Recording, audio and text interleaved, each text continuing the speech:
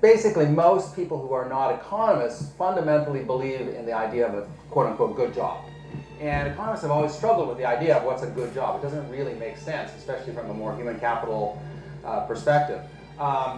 But if you think also about things like local development policies, a lot of that is devoted to the idea of city governments and state agencies and so on really do seem to believe that there's certain kind of firms that they would like to attract. And so what I'm going to try and talk about today is motivated in part by this question of what exactly is a good job.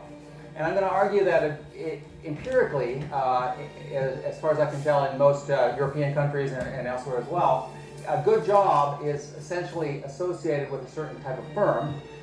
Firms offer systematic wage premiums, so pay more or less relative to other firms in the labor market.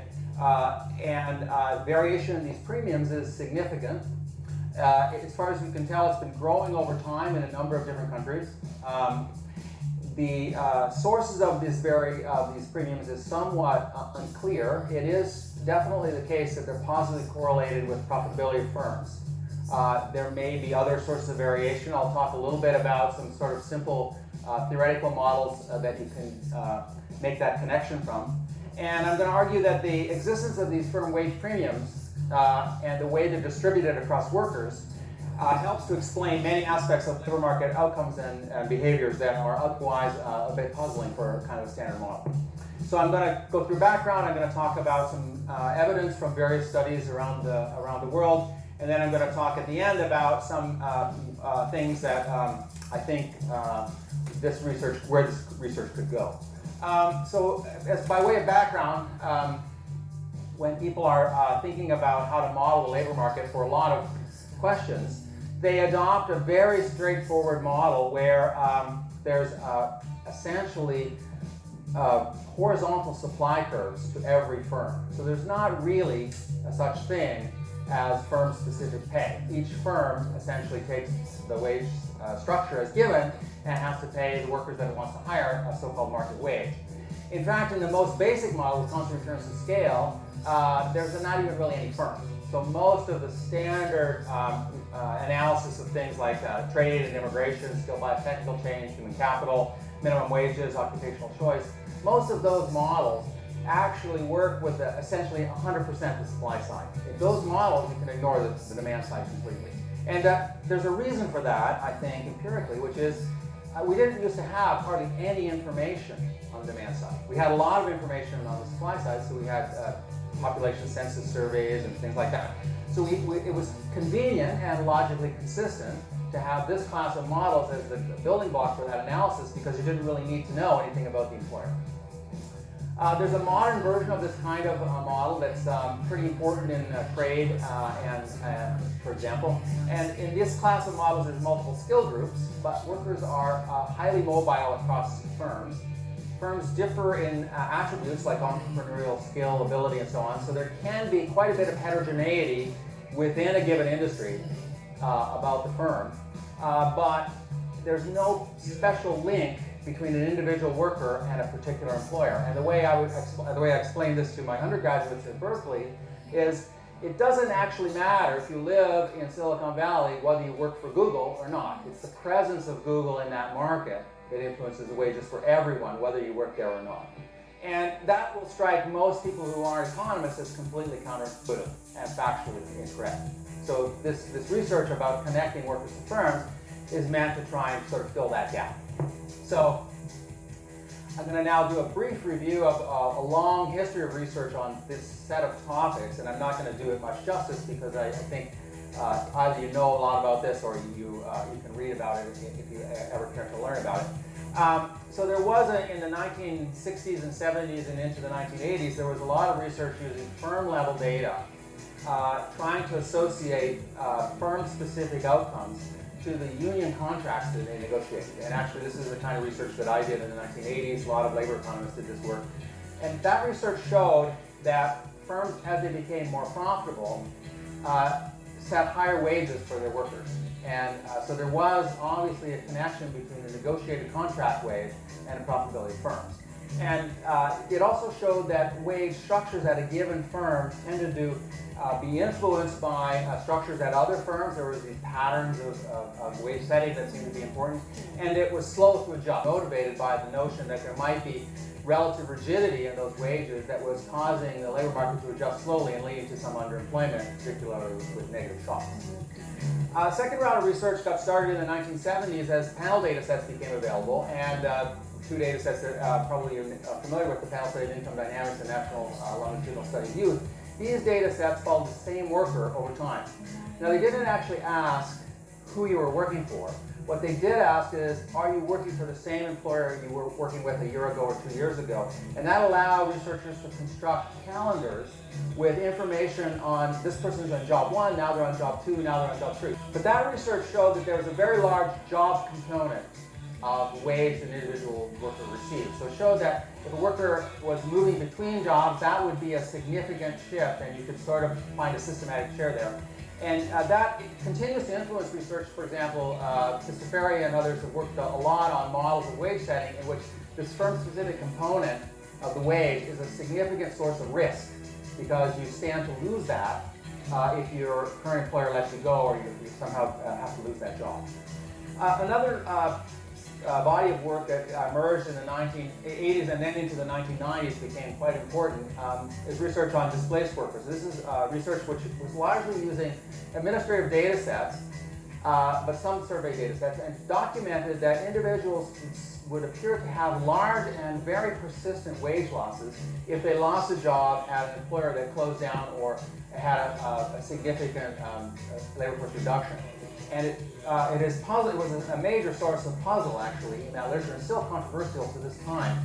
How to interpret that? Why would it be that an individual would lose a job at one firm and then appear not to be able to get another job that was paying as much as that for quite some time, or maybe never? And there's different, I'll talk about this a little bit more at the end, there's different interpretations of that. Finally, there's a fourth body of research which is not really mostly done by labor economists, but by productivity economists, which looks at firm-specific outcomes. We saw some of this kind of work this morning, actually. So you're looking at firm-level data on things like the overall wage bill. You can measure something like TFP, or you can measure value added per worker, or things like that. And what you always find, no matter how hard you dig into this and how hard you try to control for factors, is there's enormous variability across firms, even in the same very narrow sector, in something like productivity. And that's also a puzzle. And some of the research on the firm side, from the labor market perspective, is probably motivated by the fact that fundamentally the labor market is inheriting a lot of inequality from this side of the labor market. So if there's very different productivities of firms, somehow that's getting translated down to workers. Okay. Now, there's a coexisting body of theoretical work that is built up over the last 30 years or so, which is due to many different people, including many people working in France. So Mortensen and Burdett did the first equilibrium job ladder model back in the early 90s. This is a model where firms there's a mixed equilibrium in wage setting space. Each firm posts a wage. Firms can have multiple levels of wages, all of which are equally profitable.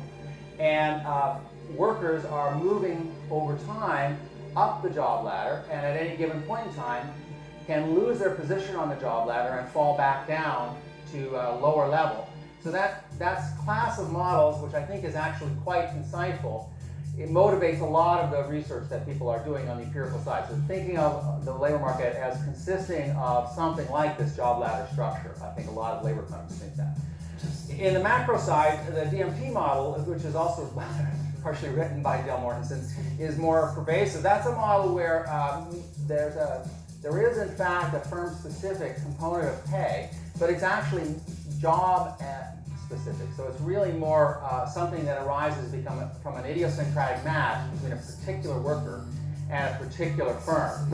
So in that class of models, there isn't necessarily a such thing as a firm-wide wage premium, whereas in the Mortensen-Burdett model, it's specifically set up to be a firm-wide thing.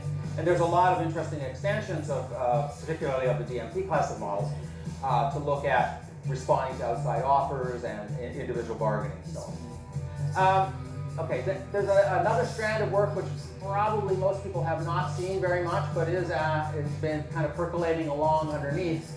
And I call this here the modern rent-sharing literature. This is a literature, empirical literature, which is specifically asking the question, how connected are the wages of a worker to the profitability of its employer, his or her employer?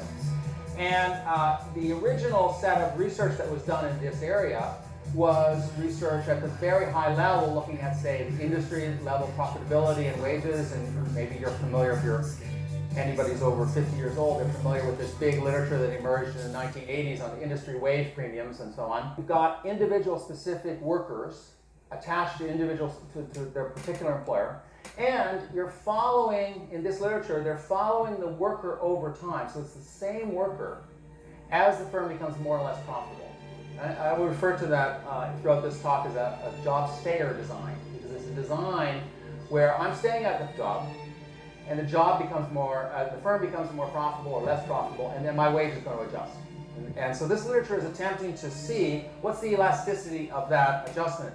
And it's a very important feature of this literature that they're actually looking at differences in wages for the same worker over time, because that's going to difference out this enormous heterogeneity. And there's no question that when you're thinking about this enormous heterogeneity in firms, it's mirrored by a corresponding heterogeneity in workers. There's a lot of assortative matching between highly productive firms and more highly skilled workers.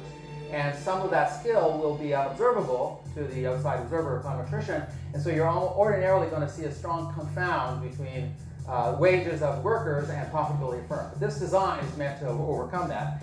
And I'm going to now just show you a little table of some of the recent papers in this literature. The typical elasticity you get in this literature is around 5 to 10%.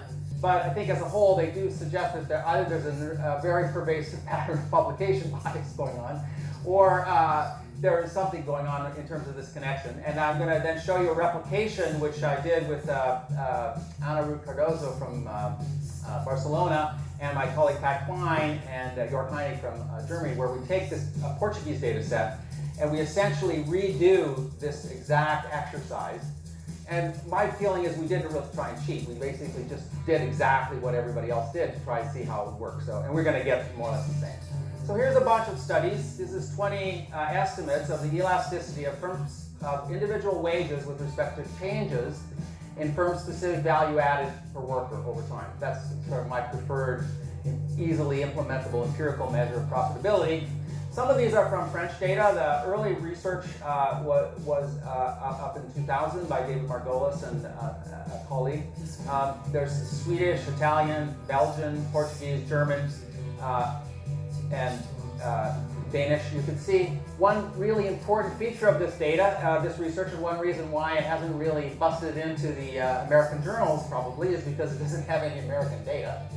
And but you can see that, despite a lot of differences across these studies, there's kind of a systematic tendency for a positive coefficient. And relative to other literatures, for instance, I've done a meta-analysis of the active labor market program literature. Relative to other literatures, this is a very tight range of elasticities.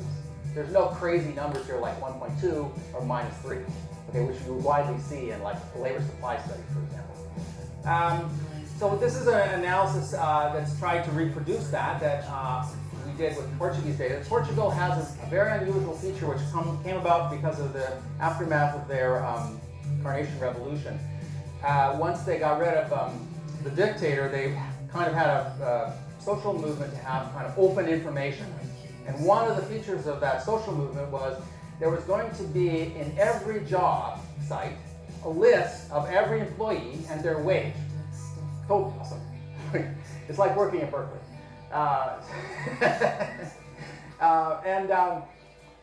You might not know, but you can look us all up.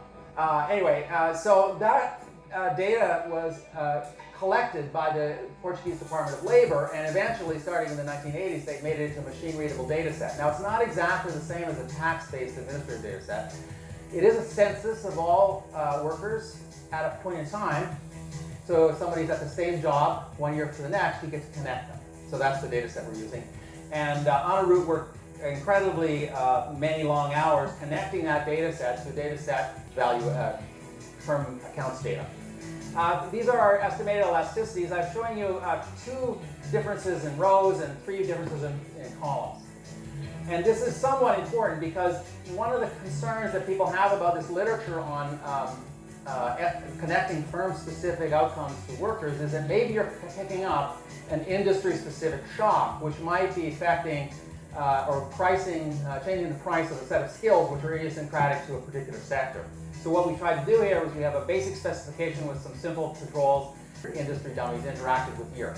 So we're basically filtering out as much as we can the industry level shock and making this a purely firm-specific shock. And I'm comparing an OLS estimate where we're using the change in logs value added from 2005 to 2009 to the change in the wages of the employees who stayed at that firm over that same 4-year period, to an IV estimate where we're instrumenting that change with a little bit wider change in sales per worker. We're using that wider bracket in a hope to get rid of some of the measurement errors. And the firm accounts data is incredibly noisy, especially when you're using the universe of firms rather than the set of publicly traded firms. Interestingly, going across the columns, there isn't much attenuation, so it doesn't really look like most of what you're detecting in this literature about a connection between a worker and fortunes of their firm is really working through the industry route. It's working within industry almost as strongly. It goes the same way up and down? Yeah, very much. No evidence of